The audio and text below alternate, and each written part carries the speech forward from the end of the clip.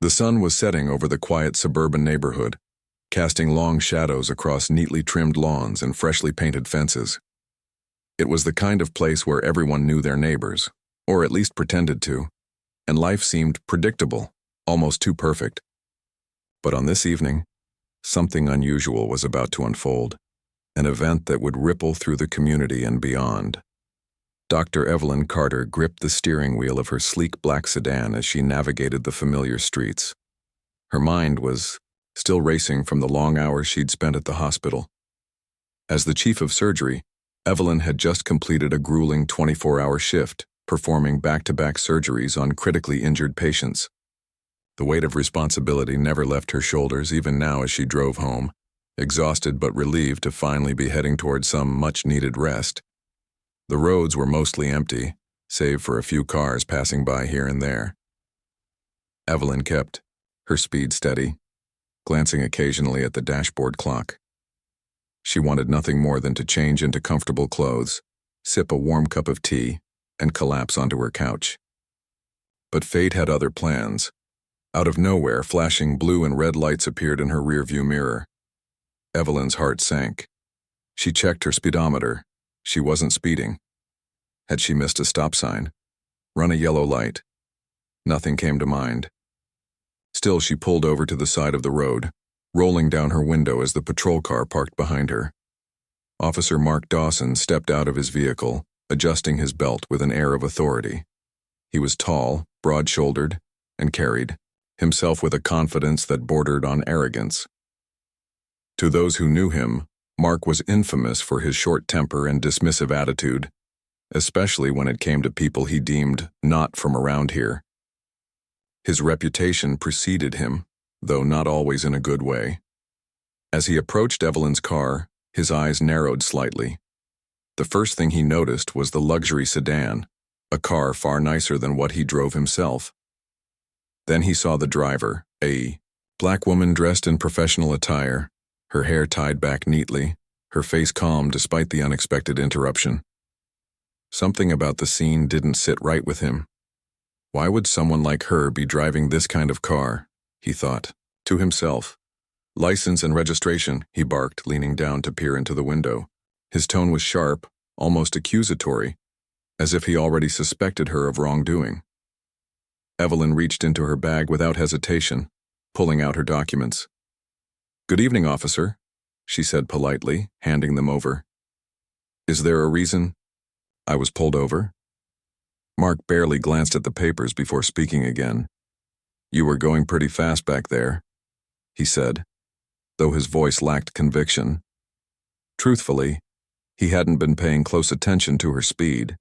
His decision to pull her over had been based more on instinct or perhaps bias than evidence. "I'm sorry, but I don't believe I was speeding," Evelyn replied calmly. "I've been very careful tonight."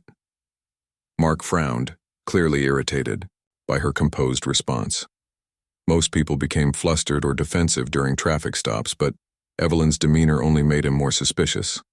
"Well, we'll see about that," he muttered, stepping back to return to his cruiser. Sitting alone in her car, Evelyn sighed softly. Encounters like this weren't entirely new to her. Over the years, she'd faced moments of subtle and sometimes not so subtle discrimination. Whether it was being followed around a store or receiving skeptical looks while dining at upscale restaurants, she'd learned to navigate these situations with grace and patience. This time, however, felt different. There was something unsettling about the way Officer Dawson looked at her, as if he couldn't reconcile her presence with his preconceived notions. Minutes ticked by as Mark ran her information through the system. When he returned, his expression hadn't softened. If anything, it grew colder. "So, Dr. Carter," he began, emphasizing her title with a hint of mockery. "What exactly does a doctor do with a car like this?" Evelyn blinked, taken aback by the question. Was he implying something? "It's my personal vehicle," she explained evenly. "I work hard and I enjoy treating myself occasionally." Mark smirked, shaking his head slightly. "Treating yourself, huh? Must be nice to live that lifestyle." His words dripped with sarcasm, and Evelyn felt a twinge of frustration bubbling beneath her surface. She reminded herself to stay calm, to choose her battles wisely. But Mark wasn't done yet. "Mind if I take a look inside your trunk?" he asked, his tone leaving little room for refusal. "Just want to make sure everything checks out." Evelyn hesitated for a moment. Legally, she knew she could decline, but experience told her that refusing might escalate things further. With a resigned nod, she popped the trunk and watched as Mark walked to the back of the car. He opened it slowly, peering inside with exaggerated scrutiny. Inside were a few grocery bags, her gym clothes, and her medical bag, standard items for someone juggling a demanding career and personal life. Yet Mark acted as though he'd uncovered something sinister. He picked up the medical bag, turning it over in his hands. "What's all this?" he asked, raising an eyebrow. "It's my work bag," Evelyn replied, keeping her voice steady. "I carry supplies and notes related to my job." Mark chuckled dryly. "Supplies, huh? Looks expensive. You sure none of this is stolen?" Evelyn stared at him, incredulous. "Stolen? Officer, I'm a surgeon. Everything in that bag is mine, purchased legally and used daily in my practice." For a brief moment, Mark seemed uncertain, as if her explanation threw him off balance. But instead of backing down, he doubled down, searching for any excuse to justify his actions. "Still, I need to check," he said firmly, unzipping the bag without waiting for permission. Inside, he found surgical tools, patient files, and various medical instruments, all perfectly ordinary for someone in Evelyn's profession. Yet, rather than acknowledging his mistake, Mark continued to scrutinize every item, his comments growing increasingly demeaning. "You know, most people from your background wouldn't have access to stuff like this," he remarked casually, as if stating a fact. "Must have worked real hard to get where you are." Evelyn clenched her jaw, biting back a retort. She recognized the thinly veiled insult hidden within his words. "Most people from your background." What did that even mean? Did he think her success was an anomaly? A fluke? The anger simmering inside her was tempered only by her determination not to give him the satisfaction of seeing her rattled. By now, a small crowd had begun to gather along the sidewalk. Neighbors drawn by the commotion whispered among themselves, some filming discreetly with their phones. Evelyn caught glimpses of their faces in her rearview mirror, curious, concerned, judgmental. She hated having an audience for this humiliating display, but she also knew it meant accountability. Someone was watching. Someone would remember.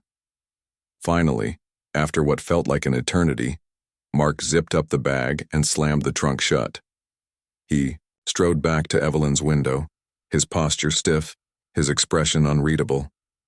For a fleeting second, she wondered if he'd apologize, if he'd admit he'd gone too far. Instead, he handed her documents back with a curt nod.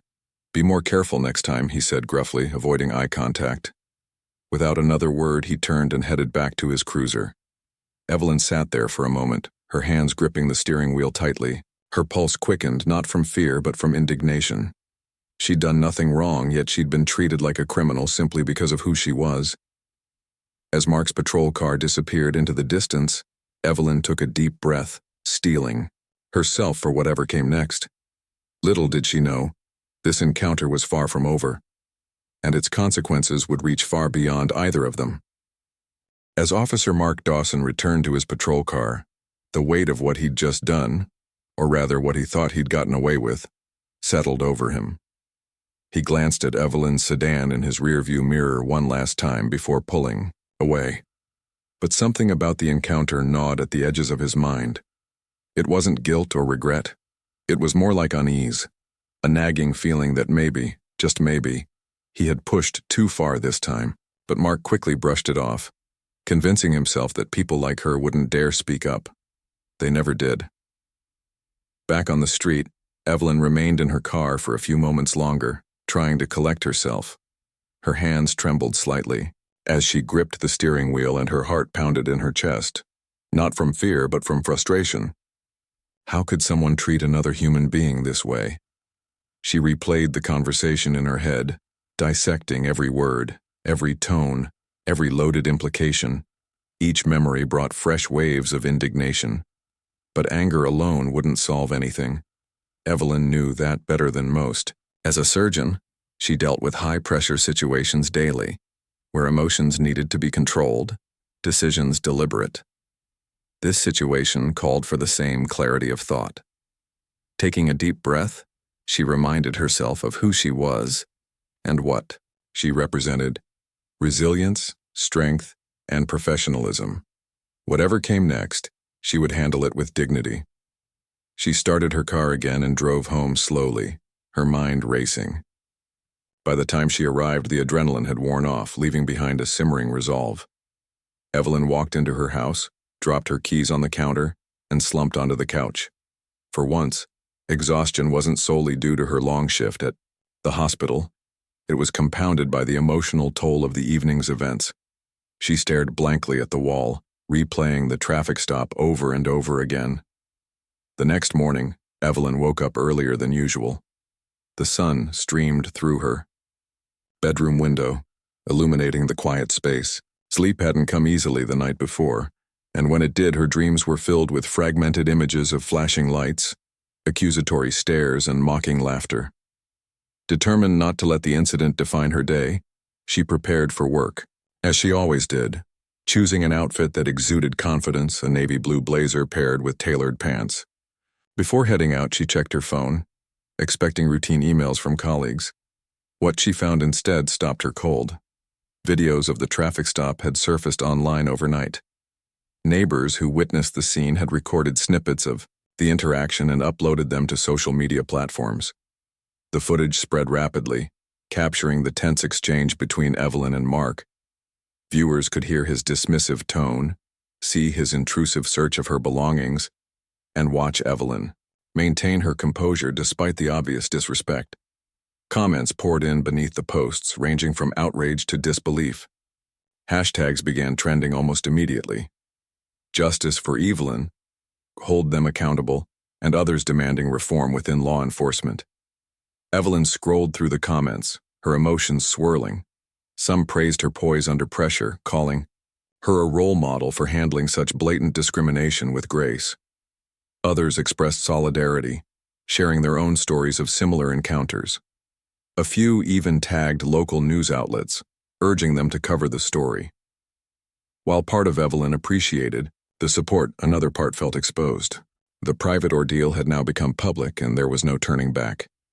At the hospital, whispers followed Evelyn down the hallways. Nurses, doctors, and administrative staff greeted her with knowing looks and words of encouragement. One colleague pulled her aside during a break. "Did you see the videos?"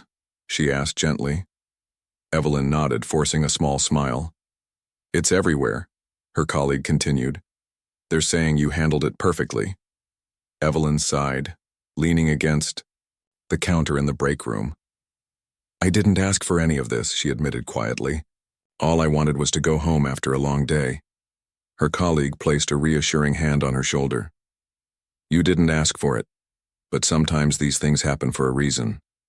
Maybe this is your chance to make a difference, to show people that they can stand up without losing themselves in the process."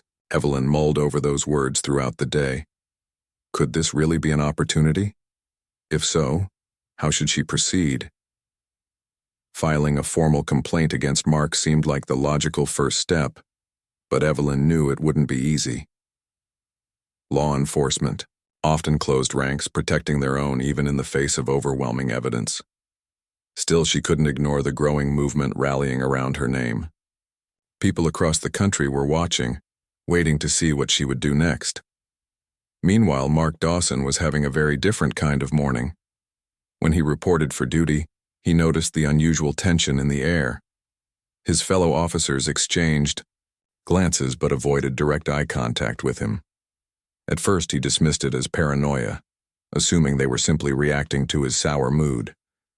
But when his sergeant called him into the office, Mark realized something was seriously wrong. "Dawson, have you seen this?" the sergeant asked, sliding a tablet across the desk. On the screen was one of the viral videos showing Mark's interaction with Evelyn. The clip froze at the moment he sneered, "Most people from your background." The caption below read, "Racist cop targets black surgeon." Mark's stomach churned. "This is nonsense," he stammered, trying to sound indignant. "She was speeding, I swear." The sergeant raised an eyebrow. "That's not what the video shows. And honestly, Mark, we've got bigger problems. Calls are pouring in from city officials, community leaders, even the mayor's office. They want answers." Panic set in as Mark processed the magnitude of the backlash. He tried to defend himself, insisting that he'd been doing his job, but his arguments fell flat. The sergeant cut him off mid-sentence. "Go home, Mark. Take a few days off until we figure out how to handle this mess. And whatever you do, don't talk to the press." Humiliated and reeling, Mark left the station, his mind spinning. How had things spiraled so quickly? He drove aimlessly, replaying the traffic stop in his head. Had he gone too far? Should he have backed off sooner? The question swirled endlessly, offering no answers. All he knew was that his career, and possibly his freedom, was hanging by a thread. By contrast, Evelyn spent the afternoon consulting with trusted friends and advisors. Among them was Sarah Mitchell, a prominent civil rights attorney known for taking on high-profile cases involving police misconduct. Sarah listened intently as Evelyn recounted the details of the traffic stop, nodding occasionally as she jotted notes. "This isn't just about you anymore," Sarah said finally. "It's about sending a message. People are tired of seeing incidents like this swept under the rug. If we play our cards right, this could lead to real change." Evelyn hesitated, weighing the implications. Pursuing legal action meant stepping into the spotlight fully, exposing herself to scrutiny and potential backlash, but it also meant standing up for countless others who lacked the platform or resources to fight back. After a long pause, she nodded. "Let's do it," she said firmly. "If my experience can help prevent this from happening to someone else, then it'll be worth it." Sarah smiled, admiration shining in her eyes. "You won't regret this. We'll build a strong case, and together we'll hold them accountable." As the day drew to a close, Evelyn felt a strange mix of emotions. There was still anger, yes, but also a sense of purpose. For years, she'd focused on saving lives in the operating room. Now it seemed fate had given her a new mission, to advocate for justice outside of it. Little did she know, the journey ahead would test her in ways she couldn't yet imagine, but it would also inspire millions along the way. The days following the viral video felt like a whirlwind for both Evelyn and Mark, though their experiences couldn't have been more different. For Evelyn, her decision to take legal action transformed her from a private citizen wronged by prejudice into a symbol of resistance against systemic injustice. Her name appeared in headlines across major newspapers, accompanied by images of her standing tall outside the hospital where she worked. To many, she represented grace under pressure, a woman who refused to let hatred diminish her dignity. Meanwhile, Mark found himself increasingly isolated, his once unshakable confidence crumbling as the weight of public scrutiny bore down on him. Evelyn's first step was meeting with Sarah Mitchell, the civil rights attorney, to map out a strategy. They decided that filing a lawsuit wasn't just about seeking accountability for Mark Dawson. It was about exposing the larger patterns of misconduct within the police department. Sarah explained that cases like this often hinged on evidence, so they needed to gather as much documentation as possible. Witness statements, body cam footage, if available, and records of prior complaints against Mark. "Let's start with FOIA requests," Sarah suggested, referring to Freedom of Information Act filings. "We'll dig up everything we can find about Officer Dawson's history. If he's done this before, and I suspect he has, we'll make sure people know." Evelyn nodded thoughtfully. She understood the importance of building a strong case, but also recognized the risks involved.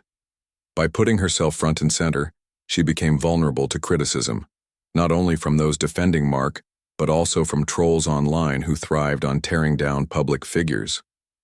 Still, she reminded herself why she was doing this, not for revenge but for justice. Every late night spent reviewing documents or rehearsing testimony would be worth it if it meant preventing others from enduring what she had. Meanwhile, Mark's world continued to unravel. The backlash intensified as more details about his past behavior surfaced. Anonymous colleagues leaked information about previous complaints filed against him, all dismissed without consequence. One former victim, a young Latino man named Carlos Ramirez, came forward with his own story. During a routine traffic stop years earlier, Mark had accused Carlos of possessing stolen goods simply because he drove an older model luxury car. Though no charges were ever filed, the incident left Carlos shaken and distrustful of law enforcement. Hearing Carlos's account reignited public outrage. Protesters gathered outside the police station, holding signs that read, "Enough is enough," and "Accountability now." Local activists organized rallies, drawing attention to broader issues of racial profiling and police brutality. Among the crowd stood Evelyn, flanked by supporters who chanted her name. It was surreal for her to see strangers chanting slogans inspired by her experience, but she took comfort in knowing she wasn't alone. This fight belonged to everyone affected by systemic inequality. Back at the precinct, tensions ran high.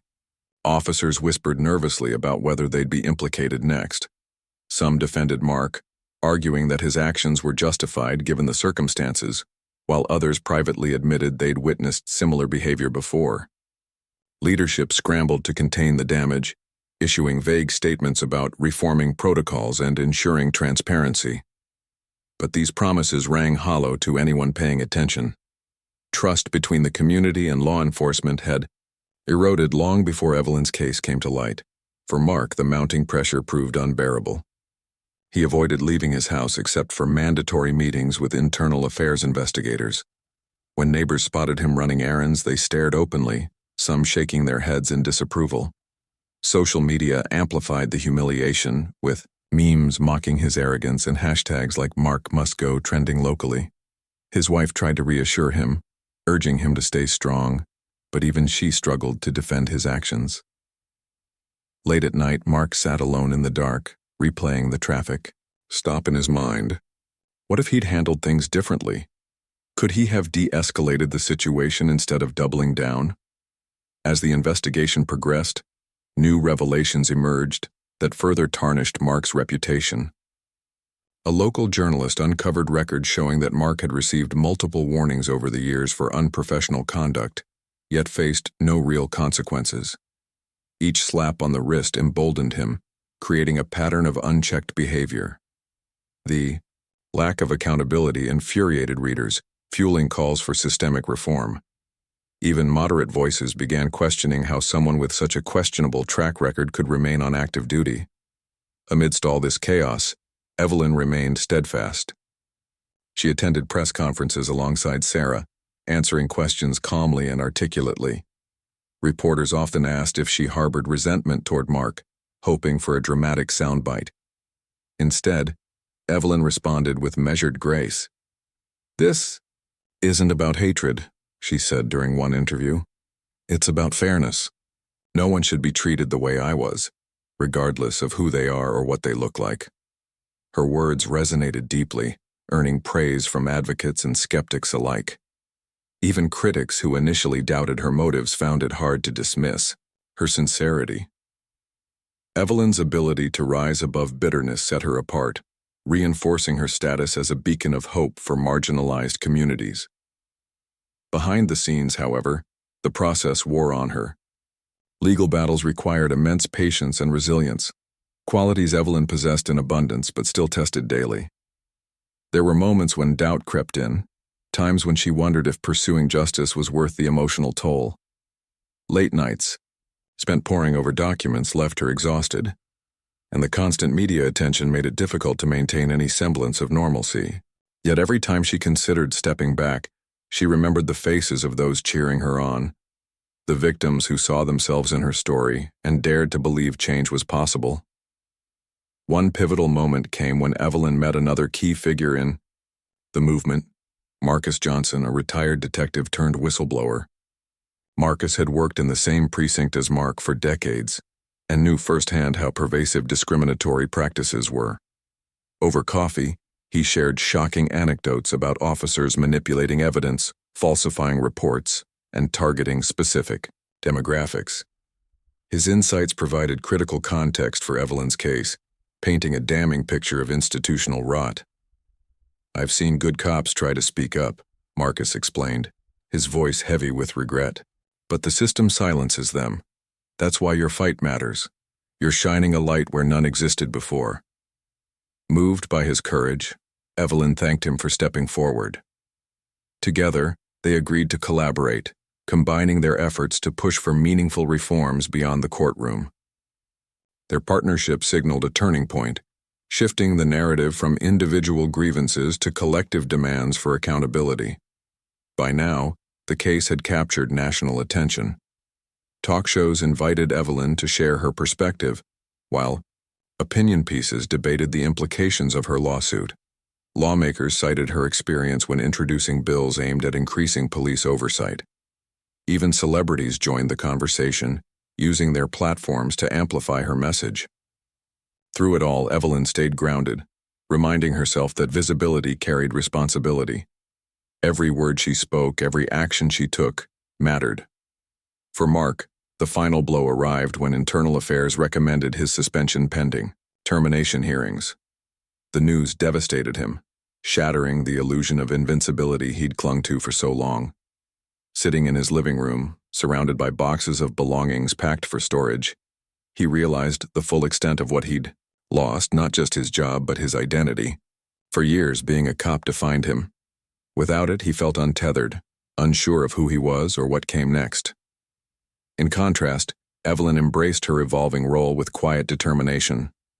Though the journey ahead promised challenges, she approached each day with renewed purpose. She knew the road to justice wouldn't be easy, but she also knew she wasn't walking it alone.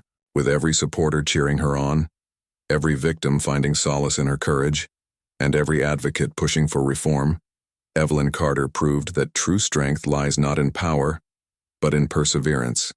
And as the nation watched, waiting to see how the story unfolded, one truth became clear. This was no longer just Evelyn's fight, it was everyone's.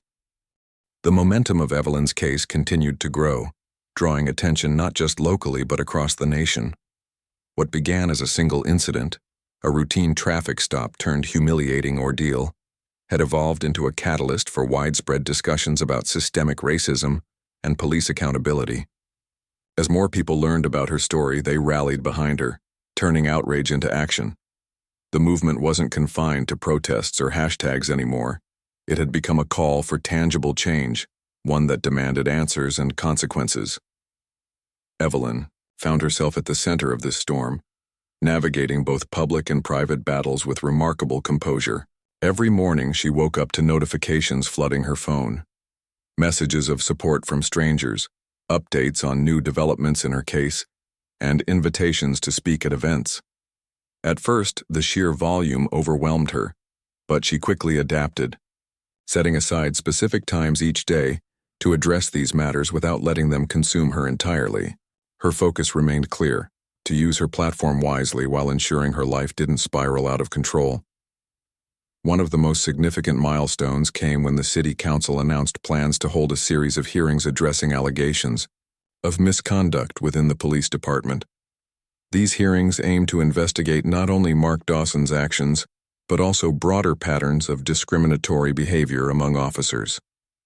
Activists hailed the move as a step toward transparency, though skeptics warned against empty promises. "We've seen this before," one critic tweeted. "They talk big, then nothing changes." Determined to ensure real progress, Evelyn agreed to testify during the hearings. Preparing for her appearance required countless hours of work alongside Sarah Mitchell, who coached her on how to present her testimony effectively. They practiced answering potential questions, anticipating hostile lines of questioning from defense attorneys, and framing her narrative in a way that highlighted systemic issues rather than personal grievances. "Remember," Sarah advised, "during one rehearsal session, you're not just speaking for yourself. You're speaking for everyone who's been silenced." Evelyn nodded, absorbing the weight of those words. She knew the stakes were high, not just for her case but for future generations affected by similar injustices. When the day finally arrived, she dressed carefully, choosing an outfit that conveyed professionalism and strength. As she walked into the packed hearing room, cameras flashed, capturing every step. Protest signs lined the walls outside, echoing chants carried through open windows. Inside, rows of seats filled with supporters, activists, and journalists awaited her arrival. Mark Dawson sat nearby, his expression unreadable. Gone was the cocky demeanor he'd displayed during their initial encounter. Instead, he appeared visibly nervous, shifting uncomfortably in his chair. His attorney whispered reassurances, but Mark barely acknowledged them. The gravity of the situation seemed to weigh heavily on him, evident in his slumped posture and downcast eyes. When Evelyn took the stand, silence fell over the room. All eyes turned to her as she placed her hand on the Bible and swore to tell the truth. Her voice, steady and clear, commanded attention as she recounted the events of that fateful evening. She described the condescending tone Mark used, the invasive search of her belongings, and the thinly veiled racist remarks disguised as casual comments. Each detail painted a vivid picture of humiliation and injustice. "I am proud of my achievements," she said firmly, looking directly at the panel of officials overseeing the hearing. "But no amount of success should shield me or anyone from being treated fairly. That night I wasn't seen as Dr. Evelyn Carter, a professional dedicated to saving lives. Instead, I was reduced to stereotypes and assumptions based solely on my race." Her words resonated deeply, prompting nods of agreement from the audience. Even some members of the panel exchanged thoughtful glances, clearly moved by her testimony. For many in attendance, Evelyn's eloquence underscored the absurdity of what had happened. Here was a woman whose contributions to society were undeniable, yet she still faced discrimination simply because of who she was. After Evelyn finished speaking, the floor opened for cross-examination. Mark's attorney launched into a barrage of questions, attempting to discredit her account. He questioned whether she truly remembered the exact wording of Mark's comments, suggested she might have misunderstood his intentions, and even hinted that filing a lawsuit could be motivated by ulterior motives. But Evelyn remained unfazed, responding to each query with calm precision. "Officer Dawson's intent doesn't matter," she countered at one point. "What matters is the impact of his actions. Whether intentional or not, he made me feel unsafe, disrespected, and dehumanized. And if we don't address behaviors like this, they will continue unchecked." Her response drew murmurs of approval from the crowd. It became increasingly apparent that Mark's team struggled to poke holes in her story. Frustrated, the attorney shifted tactics, focusing instead on technicalities, challenging procedural details and questioning the validity of certain pieces of evidence. While these arguments dragged on, they failed to detract from the core issue, the harm caused by discriminatory policing practices. As the hearing progressed, other witnesses took the stand, including Carlos Ramirez, the young man who had previously accused Mark of racial profiling. His testimony added another layer to the narrative, illustrating how Mark's behavior wasn't an isolated incident, but part of a troubling pattern. Marcus Johnson, the retired detective turned whistleblower, also spoke, providing insider perspectives on systemic failures within the department. Together, their accounts created a damning portrait of an institution riddled with bias and impunity. Outside the hearing room, media coverage intensified. News outlets broadcast live updates, analyzing every twist and turn. Social media buzzed, with reactions as users dissected witness statements and debated possible outcomes. Hashtags related to justice reform trended globally, sparking conversations about privilege, power dynamics, and the urgent need for accountability. For Mark, the hearings felt like a nightmare come to life. Sitting there, listening to witness after witness recount instances of misconduct, he couldn't help but wonder how things had spiraled so far out of control. In quieter moments, he reflected on his career, how pride in his badge had gradually morphed into arrogance, how fear of losing authority blinded him to basic human decency. Though he tried to rationalize his actions, excuses offered little comfort now. The damage was done and there was no going back. Meanwhile, Evelyn emerged from the hearings stronger than ever. Public support swelled, bolstered by emotional testimonials shared online. A crowdfunding campaign launched to cover Her legal expenses raised far more than anticipated, allowing her to expand her efforts beyond individual litigation. With newfound resources, she partnered with advocacy groups to draft policy proposals aimed at improving police training programs, implementing stricter oversight measures, and fostering greater community engagement. Yet despite the progress, challenges persisted. Critics dismissed her initiatives as overly ambitious or impractical, arguing that sweeping reforms would undermine law enforcement effectiveness. Others accused her of exploiting her status for personal gain, ignoring the fact that she had chosen this path not for recognition, but for justice. Through it all, Evelyn stayed focused, reminding herself why she started this journey in the first place. Late one evening, as she reviewed notes for an upcoming speech, Evelyn paused to reflect on everything that had transpired. From that humiliating traffic stop to standing before panels of decision-makers, her life had changed irrevocably. Yet amidst the chaos, she discovered something unexpected: purpose. This fight wasn't just about holding one officer accountable. It was about dismantling barriers, challenging biases, and paving the way for equality. And though the road ahead promised obstacles, she faced them with unwavering resolve. Because Evelyn knew deep down that true justice wasn't achieved overnight. It required persistence, collaboration, and courage.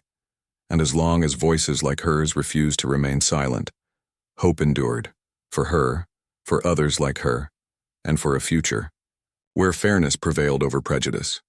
The culmination of Evelyn's legal battle arrived on a crisp autumn morning, when the courtroom buzzed with anticipation.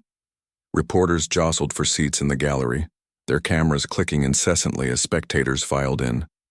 Activists carried signs reading "Justice over bias" and "Reform starts today," while others held portraits of individuals who had suffered at the hands of law enforcement but never received justice.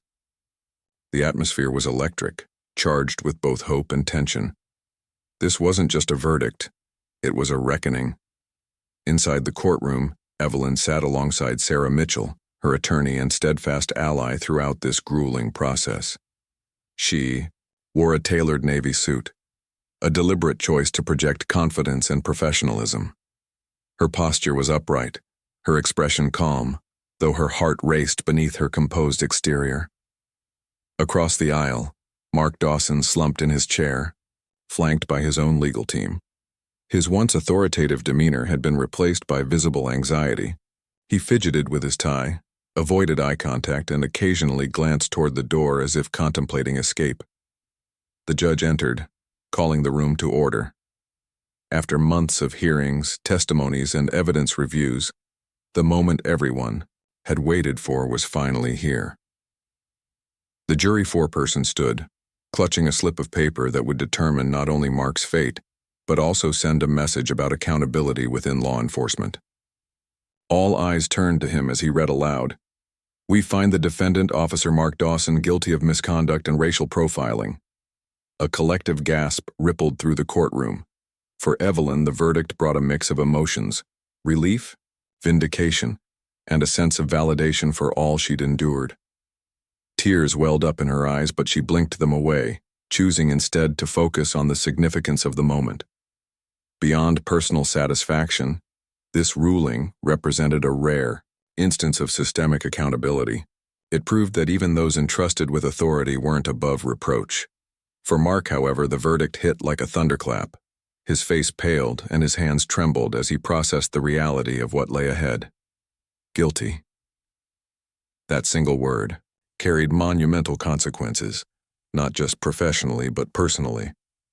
As part of the sentencing, Mark was immediately stripped of his badge, barred from ever working in law enforcement again, and sentenced to mandatory sensitivity training and community service. Though some critics argued the punishment didn't go far enough, others viewed it as a landmark decision, given how rarely officers faced repercussions for discriminatory behavior. Outside the courthouse, cheers erupted as news of the verdict spread. Protesters celebrated with chants of "accountability wins" and "no justice, no peace." Evelyn stepped onto the courthouse steps, greeted by thunderous applause. She raised a hand to quiet the crowd, her voice steady yet filled with emotion as she addressed them. "This victory belongs to each of you," she said. To the activists who refused to stay silent, to the victims who shared their stories, and to anyone who believes in fairness over fear. Together, we've taken a step toward meaningful change. Her words resonated deeply, inspiring renewed calls for reform. Lawmakers seized the opportunity to introduce sweeping legislation aimed at addressing systemic racism within policing. Among the proposed measures were stricter guidelines for traffic stops, mandatory body cameras for all officers, and independent oversight boards tasked with investigating complaints. Community leaders praised these efforts, urging citizens to remain vigilant in holding officials accountable. But Evelyn knew better than anyone that policy changes alone wouldn't solve the problem. Real progress required shifting mindsets, challenging ingrained biases, and fostering mutual respect between communities and law enforcement. To that end, she launched an initiative called Pathways to Unity, designed to bridge gaps through education and dialogue. The program included workshops for police officers on cultural competency, town hall meetings where residents could voice concerns directly to authorities, and mentorship opportunities connecting young people with role models in various fields. As Evelyn threw herself into advocacy work, Mark retreated further into isolation. Stripped of his identity as a cop, he struggled to find purpose. Friends distanced themselves, unwilling to associate with someone embroiled in scandal. Neighbors whispered behind closed doors, casting judgmental glances whenever he ventured outside. Even his wife grew distant, unable to reconcile the man she married with the person exposed during the trial. Desperate to rebuild his life, Mark enrolled in the court-mandated sensitivity training program. At first, he approached it reluctantly, viewing it as a mere formality rather than an opportunity for growth. But over time, something shifted. Listening to stories from victims of police misconduct forced him to confront uncomfortable truths about his past actions. One particularly impactful session featured a panel of speakers sharing firsthand accounts of how discriminatory practices had devastated their lives. Hearing their pain and recognizing his role in perpetuating similar harm left Mark shaken.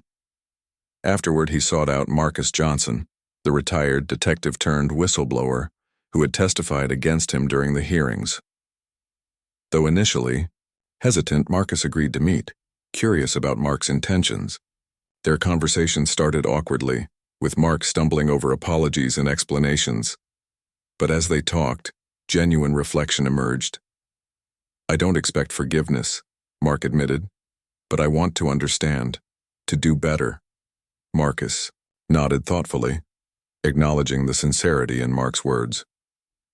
While full redemption remained uncertain, the meeting marked a small step toward reconciliation. It reminded both men that change, however difficult, was possible. Back in her daily routine, Evelyn continued balancing advocacy work with her demanding career as a surgeon. Some days felt overwhelming, juggling surgeries, meetings, and media appearances. Yet she drew strength from the knowledge that her efforts mattered. Every speech delivered, every policy proposal drafted, every workshop conducted contributed to a larger mission, dismantling barriers and building bridges. One evening, after a long day of campaigning for reform, Evelyn returned home to find a letter waiting for her. Written anonymously, it thanked her for standing up not only for herself but for countless others who lacked the courage or resources to fight back. "You've shown us that no matter how heavy the odds, resilience can light the way," the note concluded. Evelyn folded the letter carefully, tucking it into a drawer alongside other mementos from this transformative chapter of her life. Though challenges persisted, Evelyn remained undeterred. She understood that systemic injustice couldn't be eradicated overnight. It demanded sustained effort, collaboration, and unwavering commitment. And so she pressed forward, buoyed by the belief that every action, no matter how small, moved society closer to equity and fairness. In the end, Evelyn's journey illustrated the power of perseverance. From a humiliating traffic stop to becoming a champion for justice, she proved that adversity could be transformed into opportunity. Through her courage, countless others found inspiration to speak out, demand accountability, and envision a world where dignity triumphs over discrimination. Months turned into years, and the ripple effects of Evelyn's case continued to shape not only her life, but also the broader landscape of justice reform. What began as a single act of defiance against prejudice had evolved into a movement that transcended borders, industries, and generations. Evelyn herself became more than just a name. She became a symbol, a living testament to the idea that resilience could spark change. For Evelyn, the aftermath of the trial brought both triumphs and challenges. On one hand, her advocacy work flourished. Pathways to unity grew rapidly, attracting partnerships with national organizations, universities, and even tech companies eager to address bias within their own systems. Workshops expanded beyond policing to tackle discrimination in healthcare, education, and corporate America.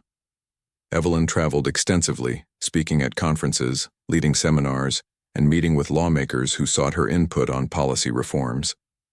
Her tireless efforts earned her numerous accolades, including awards for leadership and social impact. Yet despite these achievements, Evelyn remained grounded. She often reminded herself and others that recognition wasn't the goal. "I didn't start this journey for titles or trophies," she said, during an acceptance speech at a prestigious civil rights gala. "I did it because I believe in fairness, because I know what it feels like to be treated as less than human, and because I refuse to let anyone else suffer silently." Her humility resonated deeply with audiences, reinforcing her reputation as someone who prioritized substance over spectacle. Even as her schedule grew busier, she made time for quieter moments, like mentoring young activists or visiting schools to encourage students to dream big while staying rooted in compassion. These interactions kept her connected to the grassroots, spirit that fueled her mission. Meanwhile, Mark Dawson's transformation unfolded quietly, away from the public eye. After completing his sensitivity training and community service requirements, he struggled to reintegrate into society. The stigma of his past actions followed him everywhere, making it difficult to secure employment or rebuild relationships. For a while, he considered leaving town altogether, seeking anonymity in a place where no one knew his name or his mistakes. But instead of running, Mark chose to confront his demons head-on. Inspired by conversations with Marcus Johnson and other advocates, he decided to dedicate himself to educating others about racial bias and accountability. He began volunteering with local nonprofits focused on restorative justice, sharing his story at community forums and youth programs. While some attendees were skeptical of his sincerity, others appreciated his willingness to acknowledge wrongdoing and strive for redemption. "It's not easy facing people knowing what you've done," Mark admitted during one such session. "But if my experience can help prevent someone else from making the same mistakes, then maybe there's still value in me being here." His words struck a chord with many listeners, particularly those who had grappled with guilt or shame themselves. Over time, Mark earned cautious respect. Not forgiveness necessarily, but acknowledgement that growth was possible, even after grievous errors. Though he would never regain the authority or trust he once held, he found solace in contributing positively to the world he'd once harmed.